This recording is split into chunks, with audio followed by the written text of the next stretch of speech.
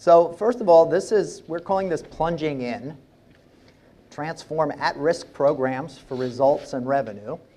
And I would just comment that what we're going to be doing is taking a top-down view, as opposed to the MI briefing this morning, which kind of starts with programs. Kind of a bottom-up view, even though it's pretty high. What they did was pretty high level. We're going to start with Congress, and then the executive branch, and some of the horizontals, the GAO high-risk list, and the FTAR scorecard, which the latest just popped out today. There's hearings going on the Hill right now about our industry and how FTAR implementation is going. So a couple of housekeeping notes. This session is being video recorded and will be available on demand to all attendees in early to mid-December. And secondly, during the Q&A session, please wait for a microphone to ask your question. Now, I would like to amend this by saying that if you just put your hand up, we'll get you. A microphone will come to you, and we can do questions anytime. This is a small enough group, and these concepts we talk about really mean a lot more when we are actually talking about an actual territory or an actual customer or an actual technology. So let's get precise about your questions, where you're coming from, and we will stitch together the top-down view with the bottom-up reality. So, Tom, you are like moderating. Yeah, so let me back shut up now. here. Let's start from the very beginning. I'm Tom Temin from Federal News Radio, and by the magic of digital technology, you can tune in now and hear my voice. You can at 3 o'clock till 7, and I can still be here. This is Steve Charles, co-founder of the IMIX Group.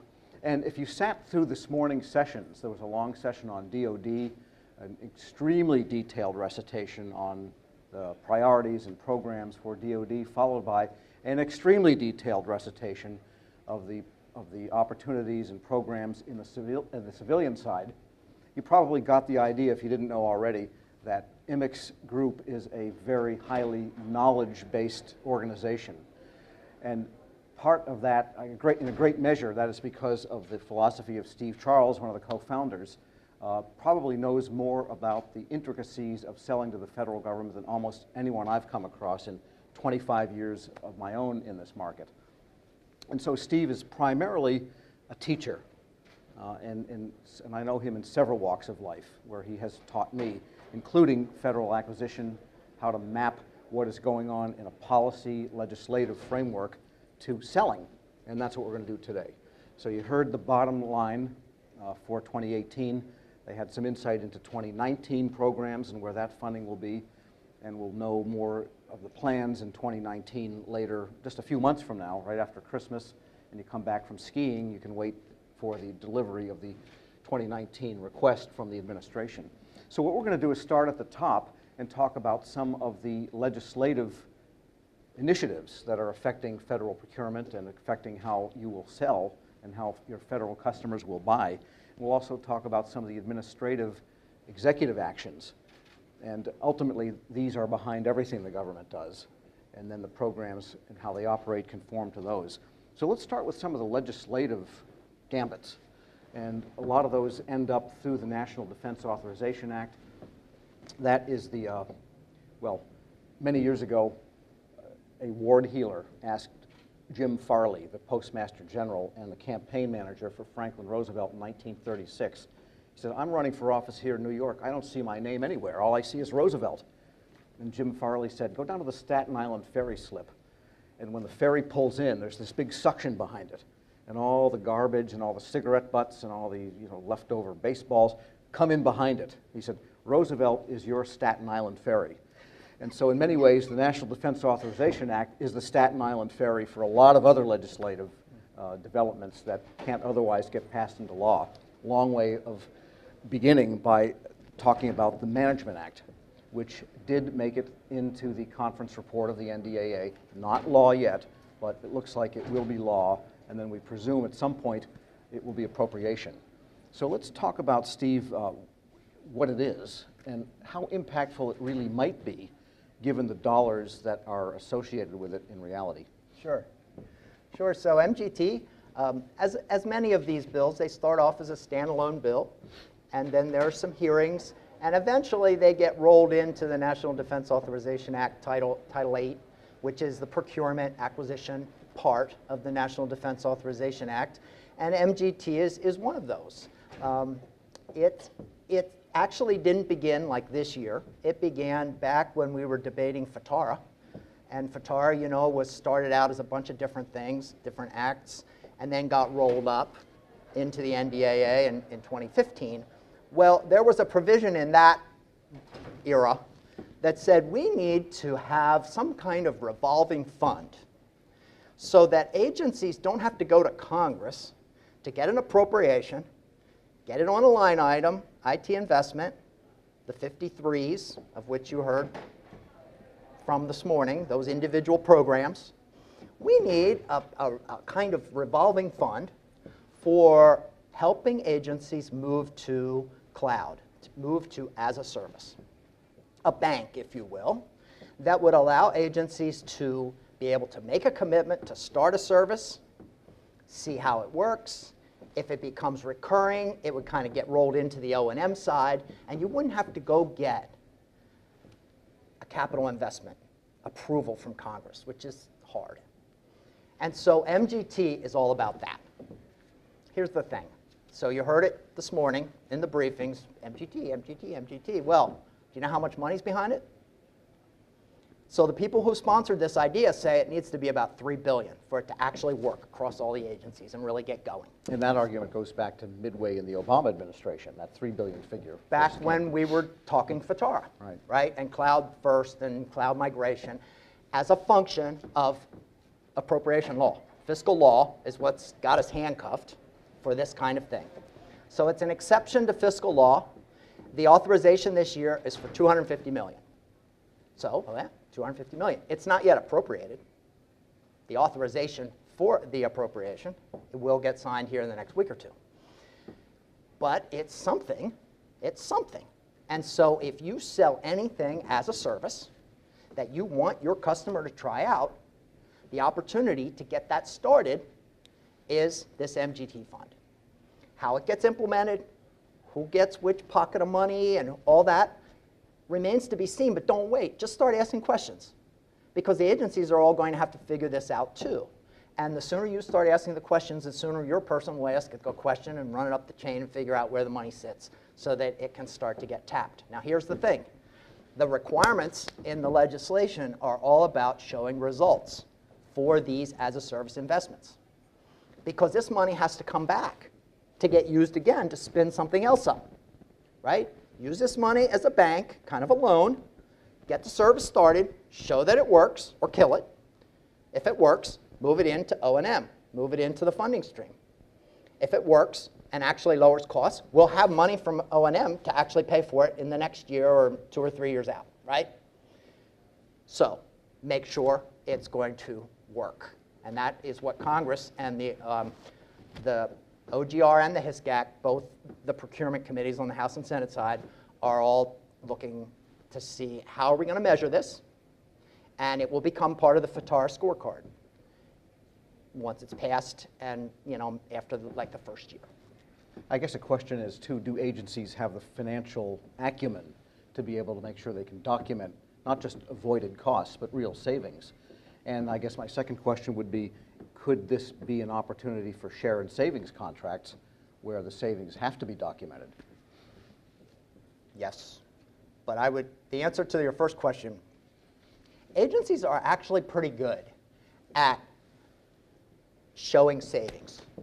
Because they can, like, you can make the numbers be what they have to be, right? Oh, we spent this for this and this and this. Look, we did this, and we avoided costs or we lowered costs. But that exercise needs to be part of your conversation in your first meeting. Yeah, how could this work? And it's the idea that then gets documented, if it actually does result. Or you change the story, but yeah, there has to be a story. I mean, it's just like Megabyte, right? Yeah, which is the other item of legislation that passed in 2016, the Megabyte Act, and tries to get its arms around tries to get agencies to get their arms around their software licenses. This is an eternal problem. Some agencies have been hit with fines, I guess, for license violations, and license violations of license terms of software is a moving target because of the way the vendors operate. So how does the Megabyte Act figure into this, especially as people buy software? So this concept was actually back in pre-FTAR days too. Agencies, some of you who work for major software companies, I mean, you have a whole group who goes in and, it's time to true up, and we see that you're using more than you actually paid for. And then that means, somebody's got to go to Congress and, MIPR some money or reprogram some money to solve this problem. And of course, the agencies complain to the Hill, and the Hill's like upset about it. So it's like, let's get our arms around this licensing business. And so Megabyte, I forget what it stands for, but it's all about savings. They started with the acronym and backed into the name of the law, is what they did. Yeah, it's a little tortured, but it's something about tangible expense results or something. And what it does was actually formalize a provision that was also in FTAR, requiring agencies to designate a software manager. And the first thing that software manager is supposed to do is an inventory of all the software licenses in that particular agency. It has become part of the FTAR scorecard. And so the new scorecard that just popped out yesterday, there's a new column that's called Megabyte, software licensing. And everybody has Fs, except Department of Labor has a C, and USDA has an A, and Department of Education has an A, VA has an A, GSA and NASA have A's, and USAID. So it seems to be one of those things that either you have a manager and you did your inventory and you're making some progress, or you just didn't do anything, right? So the scores are just A's and F's at this stage. But this scorecard comes out twice a year. And like I said, the hearing on this scorecard is happening as we speak. And let's be fair, Transportation Department got an F+.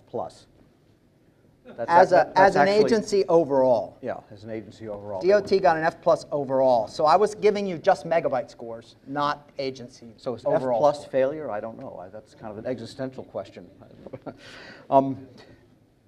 Also in the NDAA, if you look They like pluses and minuses. Almost everybody yeah. is either like a C+ or a C-, or, I don't know, whatever. Well, it's like never rate anything on a scale of 5, because everyone will come out with a 3, and then you have no value.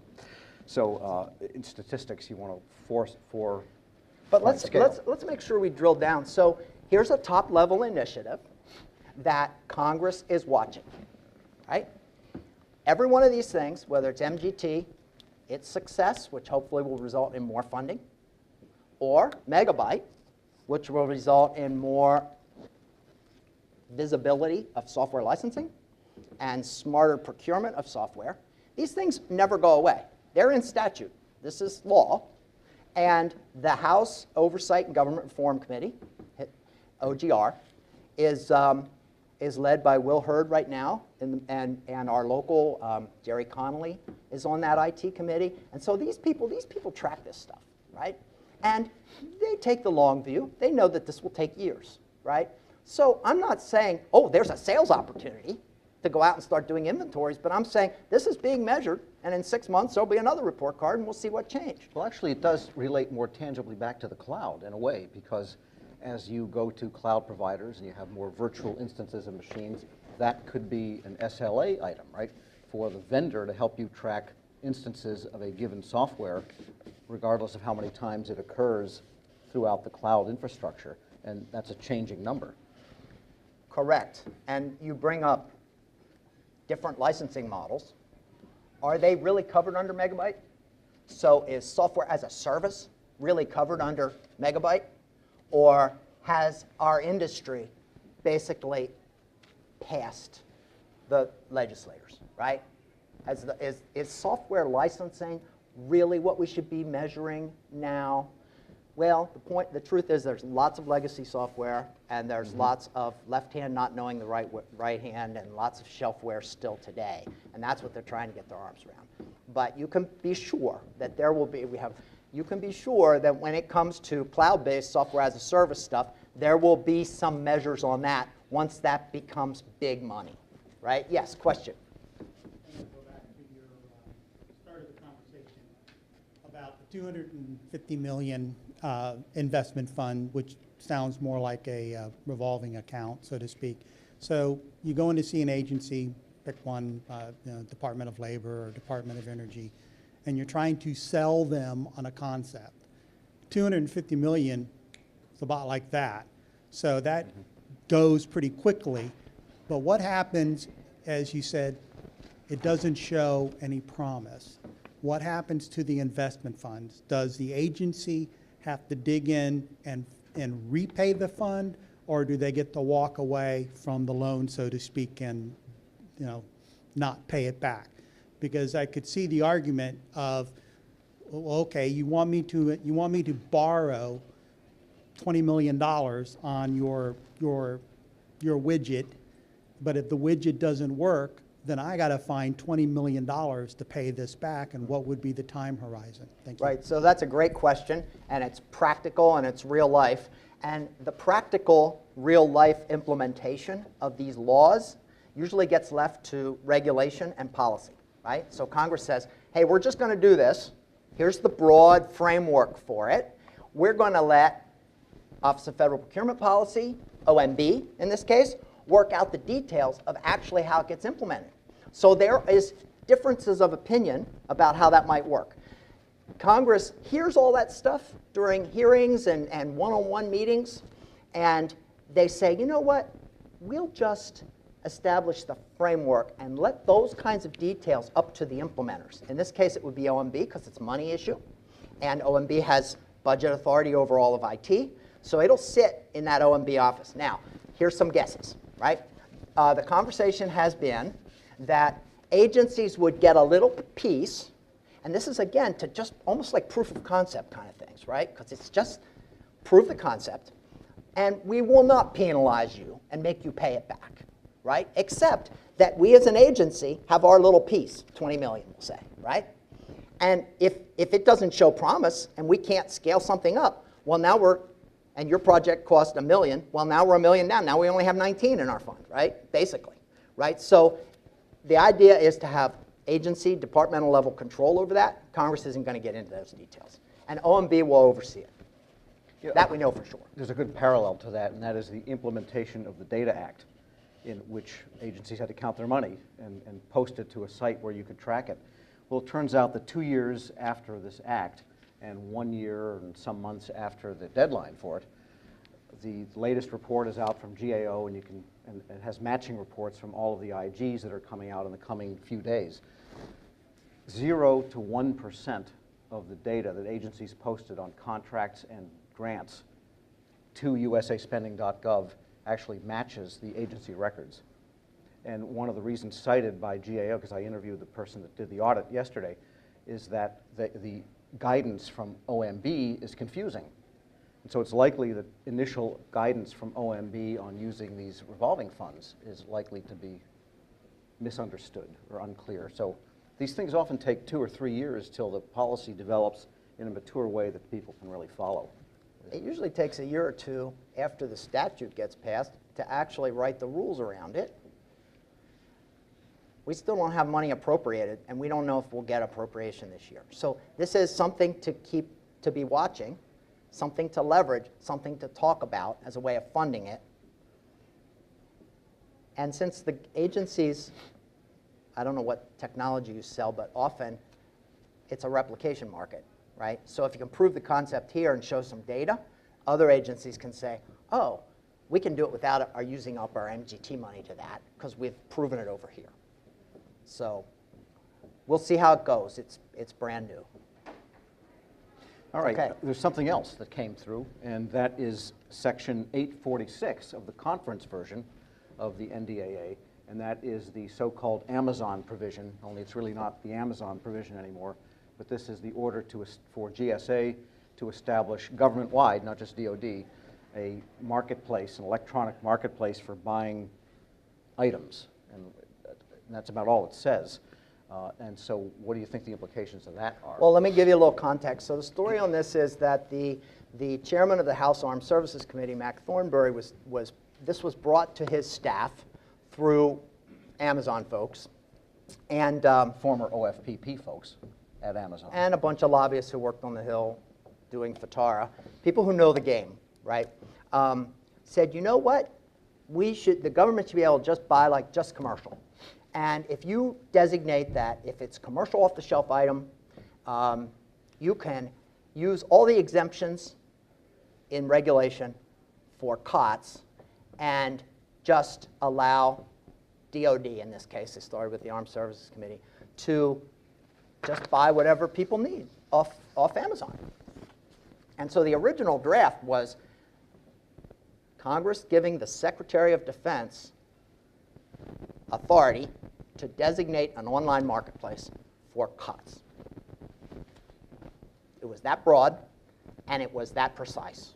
One marketplace for all of COTS. And of course, we got up there and had some meetings, and other people too, and and pretty soon the staffers started realizing, well, the world of commercial off-the-shelf covers everything, from tires and boats to airplanes to UAVs to IT stuff, and then all the things they were thinking about, which is paper towels and janitorial supplies and so on. And pretty soon, it became obvious as time went on that they were going to need to put more guardrails around this thing, starting with giving the authority to GSA as opposed to the Secretary of Defense, and making it open for all COTS, but allowing the regulators to take a year to determine exactly the scope of this thing. So it will now start a 90-day clock after it's signed for GSA and OFPP to put together a plan, after which OMB is going to review that plan, another 90 days. In parallel, a one-year clock starts to define exactly what rules will apply and what thresholds will apply and what kinds of items will be within the scope. We've been part of this conversation the whole way through, and are arguing for a couple of things. One, we think that it will be difficult for the government to decide which types of articles shall be on this commercial online marketplace. The legislation is clear. It needs to be a commercial marketplace, not a government-specific marketplace. And so who's going to determine what is available on this marketplace for the government to buy, given some of the government's requirements for certain cybersecurity things, supply chain, Trade Agreements Act? You know all the rules, right? And so we are saying, okay, we'll fix that. We will make it, GSA will make sure the online marketplace provider has manufacturer authorization. So a brand is going to be responsible for whether its stuff is on that portal or not. Today, you can buy pretty complex stuff off Amazon. You can search up NetApp and Cisco and get some pretty big enterprise-grade gear. But guess what? It's not manufacturer authorized. They're not a manufacturer authorized partner. It's all refurbished stuff, right? Which opens up supply chain risk issues, gray market, counterfeit, tampered, all that. So we are advocating, and I look forward to having further conversation. We're all in on this. We have a lobbyist. We have Arrow support. This is one of our big issues. And we want to bring OEMs and partners from the authorized channel to the table as we start the 90-day planning process, as well as the one-year rulemaking process, to discuss how this can work for an OEM of different types, hardware, software, cloud services, and their channel structure, their partners, and what they want partners to do. It'll be easy if the government can just point and click and order. On the other hand, if it totally undermines a manufacturer's go-to-market and undermines their partners, the services that those partners need to provide to make that product successful, then the manufacturer will say, you know what, I'm just not going to let my product on whichever marketplaces the government, these commercial marketplaces. So we want two things. We want manufacturer authorization, and second, we want the online marketplace to be able to include partners in some organized process, whether that partner has a territory, customer set, or a technology designation, so that it becomes part of an OEM's global channel program, because it's commercial too. And if they don't want to be part of it, they won't authorize it. So that's our little two-sentence solution to what is already or will be law in the next week or two. Well, let me just ask a follow-on there, too. what about the effect, do you think, on Schedule 70 of this type of marketplace, where people have a lot of investment?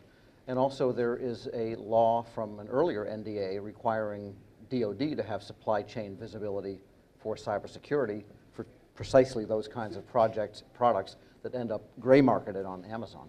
Correct. So we believe that the one-year process where all of the requirements in government, existing legislation, policy, executive orders, that would argue against something being on this open portal will all be laid out, right?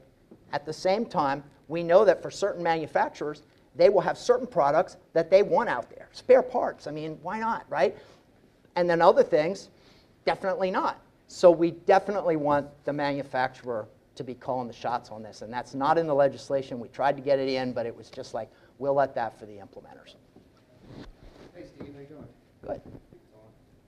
Yeah. So how do partners then, like small businesses, service-disabled, how would there be a different category on the marketplace? So the marketplace is, right now the legislation, which will become law, talks about a supplier on the marketplace, and the supplier seems to be like the manufacturer, the brand, the person that stands behind the warranty, right? And it does not talk about any other intermediaries. The marketplace provider is not supposed to be selling things they manufacture, so it needs to be a neutral third party. But it does not talk about downstream partners at all. And we think that if we bring a bunch of OEMs to the table who rely on partners, that we can help develop language that will be a requirement for whatever online market system the government adopts. There will be different ones for different industries. That it will include partners designated by the manufacturer based on their competency or their territory, their certain expertise. It's going to require OEMs to step up and put more granularity and detail into their channel programs. Otherwise, small business as a traditional contractor is wiped out because the small business is tied to the manufacturer, whether the manufacturer is small. Steve, listening to this conversation, it occurs to me that this type of marketplace, and this is more soliciting your opinion on this, this type of marketplace where we're selling components, items, things of this nature into the federal government, specifically within the IT space, seems to me to possibly contradict a cloud-first managed service, where they're really trying to get the agency IT groups out of building their own everything and driving them to service providers, be them cloud or managed services. Am I wrong in looking at that and kind of seeing a little bit of a conflict there? Yeah, so the way I think about that, I always say, all right, so which side of the table are you on? Are you on the sell side or are you on the enterprise buy side? And for me, your question leads to enterprise buying supply chain management strategy, right? Which the government is all big on. We have a bunch of legislation on it. We have category management. We have all this enterprise buying instructions, right? And so will this catalog, open, undermine all of that? And so I was arguing, I'm like, what's wrong with just limiting it to micro purchase? Just use it for micro purchase. Well, the online marketplace provider had already made it clear to all the staffers, that's just, we need bigger numbers. And that lobbying effort included hard data on how many accounts that online shopping system already had within DHS. And the number in the report behind the scenes was thousands that are undermining enterprise purchasing. And so the idea was to get this aggregated so that there is enterprise visibility on spend and whatever controls that agency wants to put in place, right? So whenever I think about this topic, I'm like, all right, I'm on the sell side. I'm part of the supply chain. The enterprise is on the other side of the table. They're thinking about enterprise supply chain management. And in the middle, we had this cloud that everybody loves to use, point and click and get it tomorrow. And around that, we have all these policies around enterprise and supply chain risk management and all that. That is all going to get sorted out in the next year. And I believe the people who are at the table in the next 90 days, talking with the working group about the plan, are the people that are going to get heard. So I'm one of those people. But also as a practical matter, I think that we heard this morning, like the they used to call them mega centers, the DISA data centers, the National Finance Center, and some agency like DHS data centers will continue to exist and be operated by the government. So it's probably premature to think that they would never need an online marketplace or any kind of a marketplace for networking gear and the like and storage, even in the cloud era, because you really don't talk to a CIO that does not say, well, we're still going to have some of our own facilities for certain things. That they could mature out of that in coming decades, but for the next few fiscal years, there'll still be an active market, I think, at the federal level for pieces and parts. So let's talk a little bit more about this cloud service thing. So one of the ambiguities in this legislation, are cloud services part of this? Services are out. It's COTS, commercial items, not services. Well, the way the regulation, the FAR, is commercial items can include products or commercial provided services. And in that context, services means things done by humans, right? Professional services or non-professional cable pullers, that kind of stuff, right? But human services, for which we have task orders, right, to engage under vehicles, and we have delivery orders for products. And the two are very separate in regulation. Cloud services, what is that? Well, and so to be safe, I always call it an item, which points back up to COTS and commercial items, right? It's an item, it's fixed price, and we know what we're delivering. It's not subject to whether the guy was hungover or not, or didn't show up, or didn't know what he was doing, right? It's not human service. It's online. It is what it is, and you'll know whether you got it or not, and you know what the price is. And so I wonder if it isn't kept ambiguous. Part of me wonders if it was kept ambiguous on purpose to just kind of deflect from the elephant in the room, right? AWS, right? Or just is nobody thinking about this? I broached it with some of the staff members, and they were like, and it never got really resolved. I would like to add that from the small business thing, many of you remember that the simplified acquisition threshold, the 150K or less, FAR Part 12, commercial items, is an automatic set-aside for small business. I don't know if you know that, but it is. And that threshold is invoked in some of the language, that this use of this may be capped at the simplified acquisition threshold, which brings up an interesting question. Does the small business set-aside rule apply to those procurements? And that's something that will be topic one with the regulators. GSA, the new administrator, we expect to be confirmed next couple weeks, and we expect her to put together a group on this.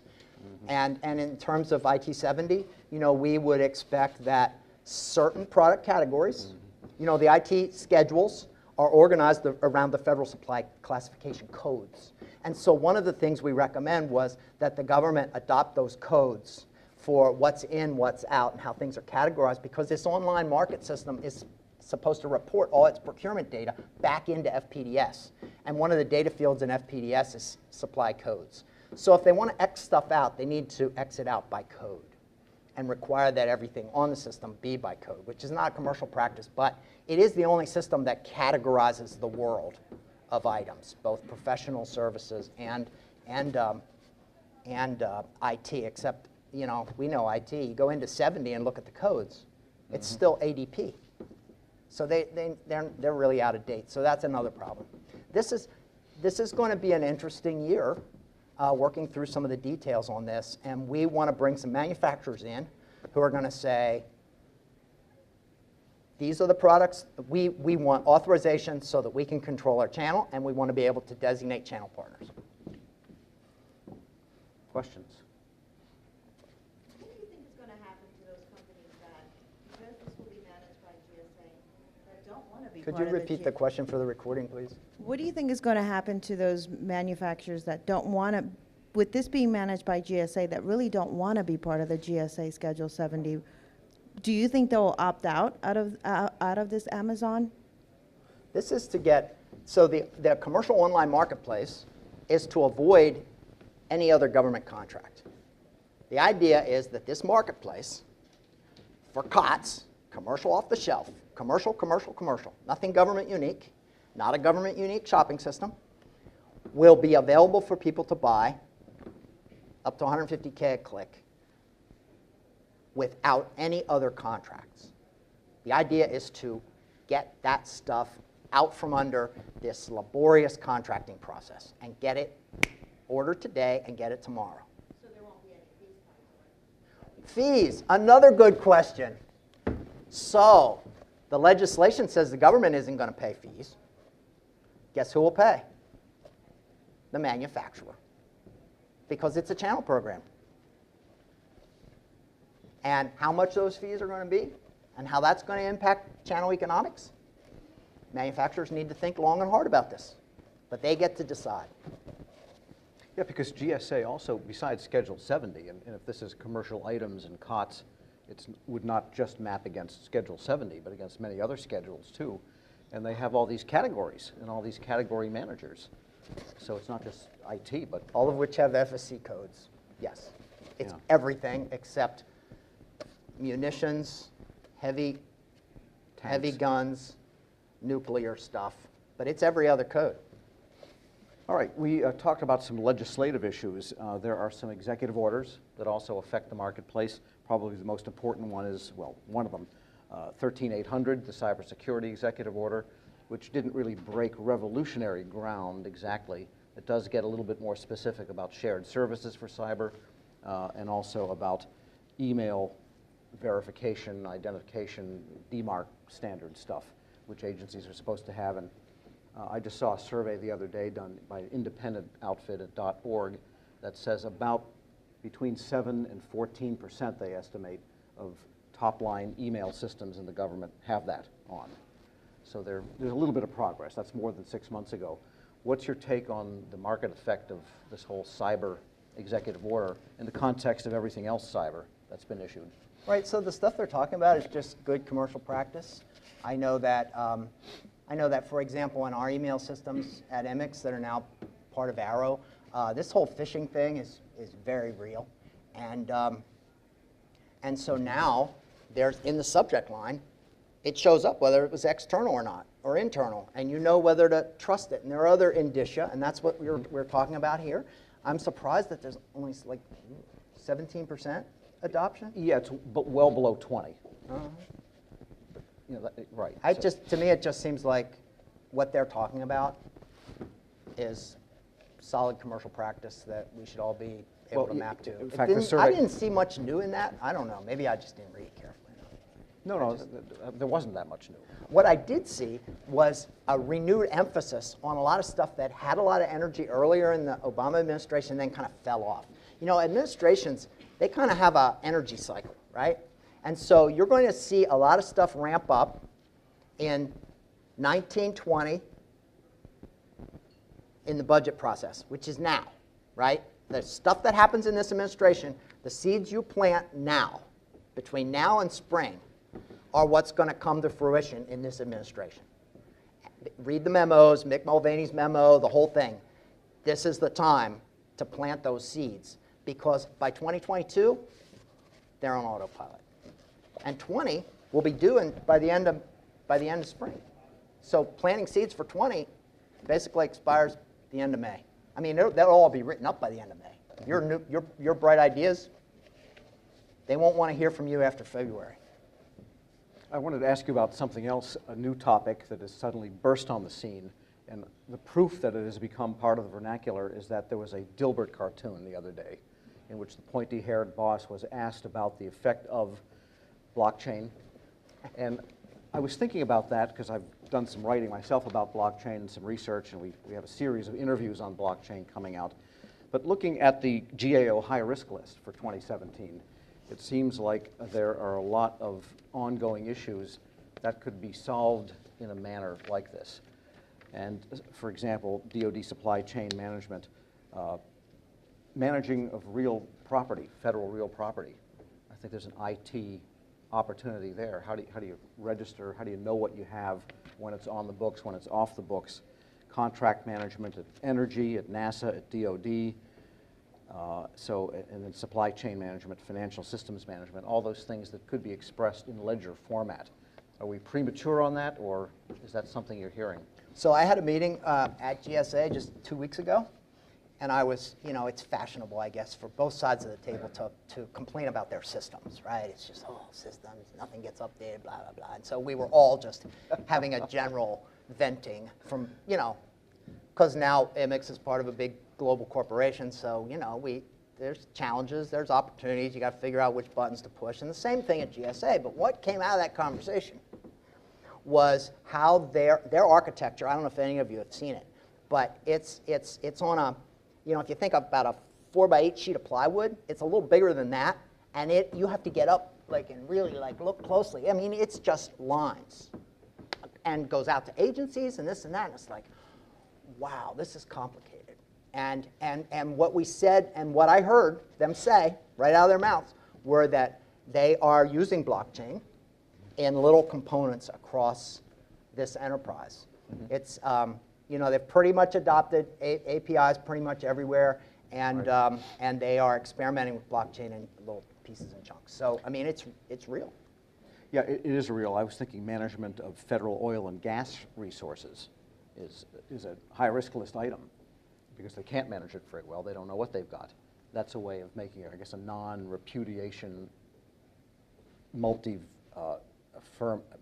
affirmation system by which you could have assured knowledge of what's in the system, right. And who owns what and where it resides.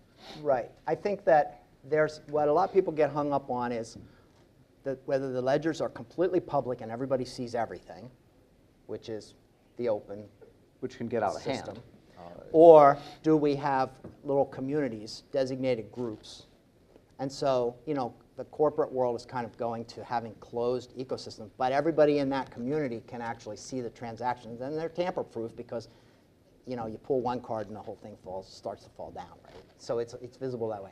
The thing we keep talking about the high-risk list, and I found from speaking in front of other folks in the past that people don't realize how much gold is in that GAO report. All right, it's 687 pages. It comes out every other year. It comes out for the new session of Congress, right? So we had one last year, and we'll have one in 2018 when the new Congress gets seated. So the current one is a little bit dated, but oh my goodness, the issues that we heard in the briefings this morning down at the program level, many of them map to high-risk programs. High-risk programs is really not the best word for this because many of these high-risk areas involve multiple agencies and many programs. Now, there are exceptions, right? The decennial census is one. It's one program. And the stuff that is in the high-risk, if that caught your attention this morning in the briefing, go read the GAO high-risk 20 pages on the decennial census. And you'll see exactly what they're up against and why the costs are through the roof if their network isn't working. It's all there. GAO completely analyzed it. And that's true for every one of these areas. Mm-hmm. So it's really valuable data. It's high level. It's not program specific because it cuts across, in some cases, multiple agencies. I just wanted to make sure people have the context for that. Right, yeah. A good example of cutting across would be managing federal real estate. That's a government-wide issue. But yet this past year, VA had one of its many bubbling up of mini scandals when they had a big real property management question. And David Shulkin was trying to figure out what they could close, and they had all these garages and falling down sheds and throughout the VA system, as well as some of their hospitals. So you can map those things to individual agencies, even though they're top government-wide, cross-cutting types of high-risk issues. Question? Sure. Well, Tom? and just by way of a comment, and It's not really fair because I was on the M side of OMB for 10 years, so I kind of live this We'll and talk. breathe it. So real quick, I have the GAO open right now, and there are 7 reports in the last week on high-risk list with recommendations, et cetera. So the currency of the high-risk list isn't married to when it originally comes out. Right. It comes out right away with recommendations, and the key there as you dive into those GAO reports is the agency comments on the reports. In many cases, they just rubber stamp and say, yeah, we agree, but they don't really give plans and solve it. And so I'm going to tie this back to FITRA. The A+ on the FITRA list is USAID. Yes. And the reason they got it, if you go back and read the GAO testimony, is that they listened to the GAO. Right. So they look at the GAO recommendations, they followed up with plans. I'll say they hired a really good company to do some of those works, which happens to be mine, which is why I'm familiar with it. But the folks there at USAID are getting their hands around their very complex things. So here's my question, though. So there's my comment. And Tom, you've interviewed a lot of these folks. How much do you think the federal hiring freeze and vacancy is impacting the FITRA list and the kind of acumen drain that's occurring at very high levels of the strategic planning process and impacting that? Do you think that that's a current factor? Well, I don't know. My feeling is that federal employment fluctuates a lot less than the news about it fluctuates. I mean, the estimates are that there are 15,000 fewer people now than at the beginning of the Trump administration. But there's still about 2.1 million, and that number decreased by 300,000 on a permanent basis during the Clinton administration. It had been about 2.5 million since the Kennedy era. It had a permanent drop, and these are numbers you can see right at OPM. So it's been about the same employment level through all of the administrations since Bill Clinton, which he really did make a government that is smaller. Didn't cost less, I mean, it still costs more, but it's smaller in terms of people. And I've heard a couple of speakers today even allude to the fact that, well, they just get contractor help if they don't have the FTEs to do things. You know, you call, if I try to book an interview with a CIO, they still have 2 public affairs officers and an administrative assistant. So, you know, all this cutting out of government, I don't know where it's happening. There are policy positions that are open. I think IMIX is reporting, and the Partnership for Public Service came out with its 300-day list of vacancies. And there are a lot of policy vacancies. I think 1/3 of CIOs are acting. And you know, at their Sammy's dinner, there was a long list of officials that were there, and 2/3 of them were preceded by acting. So that's a temporary thing. As far as the high-risk list, I mean, the Census Bureau, the decennial count goes back to the middle of the last administration. So I don't think you can really map the lack of policy people in place in these last 300 days to the high-risk list necessarily. It may slow things down, but that's a pretty operational level thing for census. And I would just add that, you know, we always have to put a timeline under everything, right? So you're talking about a GAO report that has to analyze data. We've only been a year into this administration, and yes, lots of appointments, lots of open slots, but we won't see the effect of that, and we won't have anything to really measure until like next year. You know, so every little concept that we talk about today, I always have a timeline in my head under it. And that's what popped into my head when you mentioned that. I just want to emphasize, thank you for speaking up. You know, it's doing strategy in the government can be difficult because it's so huge. The fact, though, is that we have these tools. It's all organized. We know what the legislators are watching. We know how they're scoring it. We know what they want. GAO goes out and does reports. And by the way, the high-risk list, you're talking about the updates. In every section, there's all the source documents and all the latest reports that update it, and they're all hypertext linked. So you could argue, I mean, if you included all those pages, we'd be into the many thousands, right? It's all there. The challenge for a company fielding a sales organization is connecting some dots across the government so they can put their people to work and teach those people to go have conversations that mean something to the level of person that they're talking to in an agency, right? So we work top down in terms of C-level concerns and their timeline, which is our session here today, and we work bottom up by focusing on the program and the spend for this year, which was our sessions in the morning. There's a whole methodology to this, and it's all based on the fact that government writes everything down. Thank you for bringing that up. Yeah, but we are living What do you sell? services and NetScout products, actually, resell, but cyber and acquisition services. What does that mean? That means PM work, contracting, outsourced Okay, contracting. so you're on the other side of the table for hire. Right, now. Okay. But for 27 years, I Body was shop, on right? on his side. You're a body shop?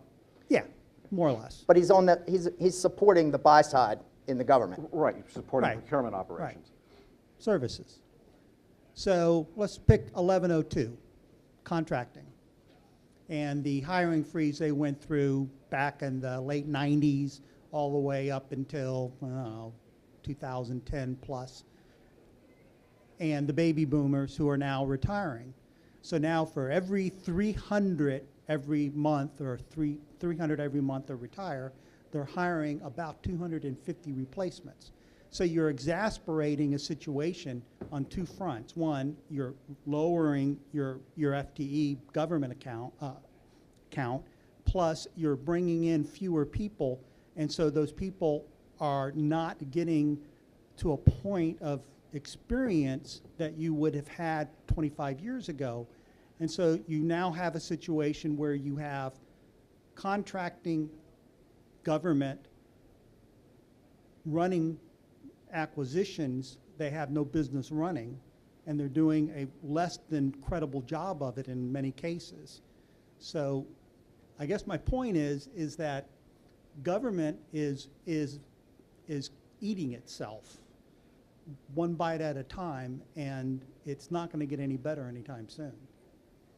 It's kind of like the air traffic controller problem they had, where they had that, Reagan fired everybody, and then so you have this big blank area as they go through their life cycle. And we have that in a lesser degree within the rest of the federal government. Just a comment. We have time for one more question and answer. I'm getting the paddle here. Or are we done? We have a couple more minutes. Here's a question right here. In my head. So based on the Amazon transaction you were talking about, so what it looks like is we are willing to give over like a highway access to one company to have dominance on that, how you get on, how you get off. Hopefully GSA will regulate that. And then the manufacturers will be paying penalties to get on and to have transactions. And I still don't know how Amazon, I hope it is through GSA, is regulated, to decide how people get on and off that highway. It feels like a Chinese highway, but a highway. Right, so I'm glad you asked this question. Feels really... The legislation started off as one commercial online marketplace. The legislation got changed to be multiple online marketplaces.